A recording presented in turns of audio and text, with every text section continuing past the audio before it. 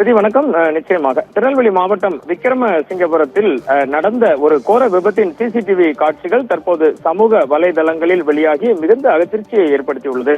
இந்த விபத்தில் பார்த்தீர்கள் என்றால் மது போதையில் கார் ஓட்டி வந்த அப்துல் மஜீத் என்பவர் திருநெல்வேலி பாபநாசம் சாலையில் வாகனத்தில் நின்று கொண்டிருக்கும் ஒருவர் மீதும் மற்றொருவர் அவரிடம் பேசிக் கொண்டிருக்கிறார். அவர்கள் இருவர் மீதும் படு பயங்கரமாக மோதிய சிசிடிவி காட்சிகள் தற்போது வெளியாகி மிகுந்த அதிர்ச்சியை ஏற்படுத்தியுள்ளது.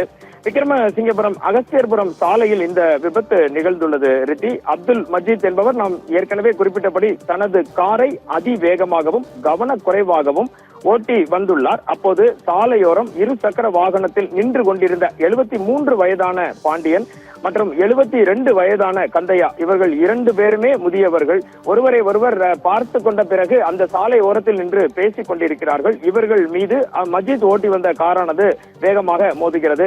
இந்த விபத்தில் படுகாயமடைந்த பாண்டியன் மற்றும் கந்தையா அக்கம் பக்கத்தில் இருப்பவர்களால் உடனடியாக மீட்கப்பட்டு அருகில் உள்ள தனியார் மருத்துவமனையில் அம்பாசமுத்திரத்தில் சிகிச்சைக்காக அனுமதிக்கப்பட்டனர். இதில் ஒருவரின் உடல்நிலை மிக மிக மோசமாக இருப்பதால் திருநெல்வேலியில் இருக்கக்கூடிய தனியார் மருத்துவமனைக்கு தற்போது அவரை அனுமதித்து உள்ளனர்.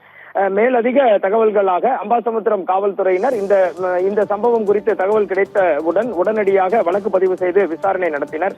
இந்த சிசிடிவி காட்சிகள் தற்போது சமூக வலைதளத்தில் வேகமாக பரவி வருகிறது. மஜீத் மது போதையில் காரை கட்டுப்பாடின்றி ஓட்டி வந்து விபத்தை ஏற்படுத்தியது தெளிவாக பதிவாகி உள்ளது. ரிதி, சிசிடிவி காட்சிகளின் அடிப்படையில் மற்றும் புகார்களின் பேரில் விக்கிரமசிங்கபுரம் காவல்துறையினர் வழக்கு பதிவு செய்து தற்போது அப்துல் மஜீத்தை கைது செய்துள்ளனர். அவர் மீது சட்டப்படியான நடவடிக்கைகள் எடுக்கப்படும் என காவல்துறையினர் தெரிவித்தனர். எது எப்படி இருந்தாலும் ரிதி, மது போதையில் வாகனங்களை ஓட்டுவதன் ஆபத்துகளையும் அதன் விளைவாக ஏற்படும் விபத்துகளையும் இந்த சம்பவம் மீண்டும் ஒருமுறை உணர்த்தி உள்ளது என்றே நாம் கூற வேண்டும்.